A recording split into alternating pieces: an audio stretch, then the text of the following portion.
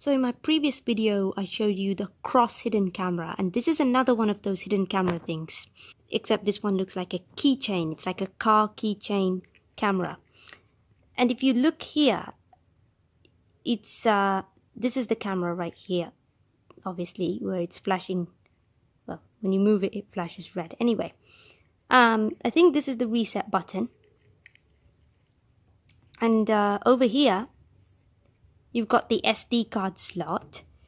Putting the SD card in wasn't very easy, actually. I had to push it in with a paper clip because it wouldn't stay in there, and I had to just use a paper clip to push it in.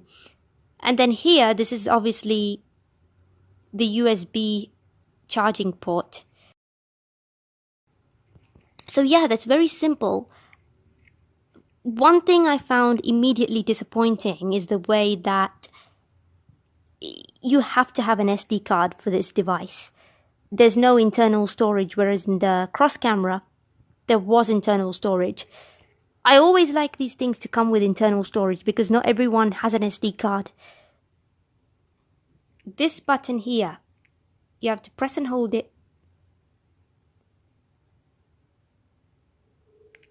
And it's on. Now it's in standby mode. It will only stay in standby mode for about 30 seconds.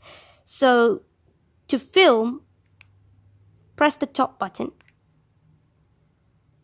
And now it's filming as the light's off. But then once you're done, you have to press the top button again. And now it's back on standby mode, meaning it's off. And I'm going to turn it off now.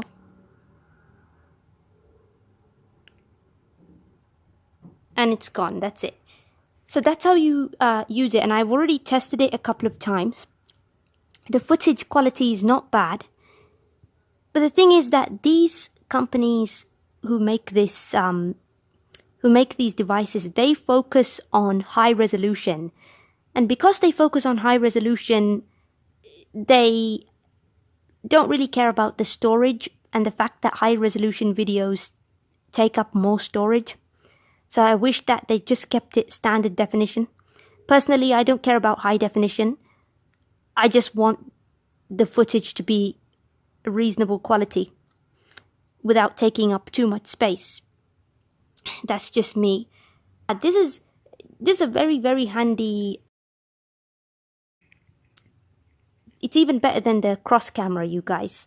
Because the cross camera, the disadvantages of that, if you're not a Christian, you might feel a bit weird wearing a cross. That's one thing. For another thing, it's way too big. Whereas this, the size of this thing is perfect. Look at how small it is. The cross camera was about this high. Whereas this is much smaller. It's tiny. It's tiny. This is absolutely tiny, you guys. And so carrying it, just carrying it in the palm of your hand like that, no one will even notice it. So it's really great for that reason. But there is one advantage that the cross camera has, which this doesn't have, and that's the storage, obviously. The cross camera comes with internal storage, whereas this doesn't. I've already said that. The price of this product was also very cheap. And it's such an impressive quality for the price that I paid. So yeah, I'm very impressed with this, you guys. I think it's probably my favorite one. I think I like it even more than the cross camera, if I'm honest. Just because of how compact and how clever it is.